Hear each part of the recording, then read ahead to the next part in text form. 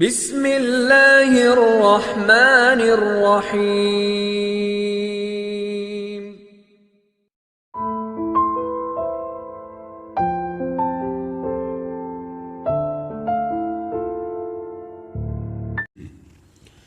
ایک دفعہ کا ذکر ہے کہ کسی جنگل میں ایک گدھا گھاس چر رہا تھا۔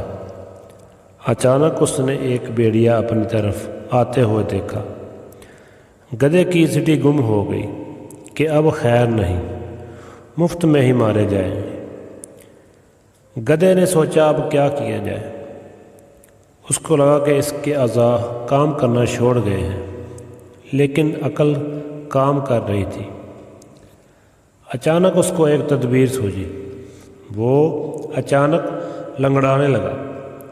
بھیڑیا گدھے کے قریب آ کر بولا، ارے لمبی تھوتنی والے، لگتا ہے تم اپنی آپ کو بڑی چیز سمجھتے ہو۔ میری صورت دیکھ کر تو گدھا دور سے ہی بھاگ جاتا ہے، لیکن تو بڑا اکڑ کے گھاس کھا رہا ہے۔ مجھے تو خاطر میں ہی نہیں لایا۔ تیری موت تیرے سامنے کھڑی ہے اور تو گھاس چر رہا ہے۔ اب میں تیری ہی طرف آیا، بھیڑیا بولا۔ گدھا ہنہنایا اور بولا، وہ تو میں جانتا ہوں کہ گدھے بڑے بد دماغ ہوتے ہیں، کسی کی نہیں سنتے، بس ہانکتے رہتے ہیں۔ بد کلامی سے پہلے میری بھی بات سنی ہوتی۔ پہلے میری بات سنو، پھر چیر پھاڑ کے کھا لینا۔ بھیڑیا گڑگڑایا اور بولا، کہو کیا کہنا چاہتے ہو، اور پہلے اپنا ناچ بند کرو، میں یہاں تمہارا ناچ دیکھنے نہیں آیا۔ گدھا بولا، میں ناچ نہیں رہا، تمہاری آنکھوں کو شاید پھل بہری ہو گئی ہے، میں تو لنگڑا رہا ہوں۔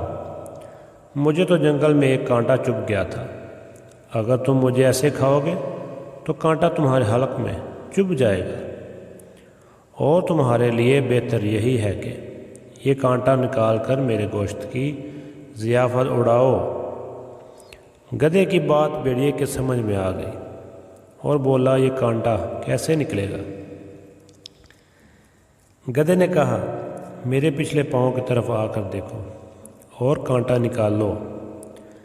بھیڑیا منہ کھول کر پیر کی طرف بڑھا اور کانٹا دیکھنے لگا۔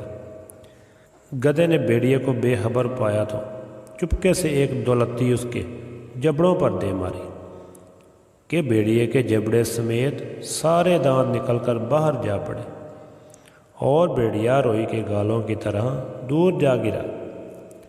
اس کا منہ لہو لہان ہو گیا۔ گدھا مسکراتا ہوا چل دیا۔ بھیڑیا بھی چیختا ہوا وہاں سے باغ نکلا، اور دل میں کہتا ہوا جا رہا تھا کہ یہ کام میری فطرت کے خلاف تھا، مجھے میری حماقت کی سزا مل گئی۔ میں درندہ ہوں، مجھ کو ذرا ہی سے کیا واسطہ۔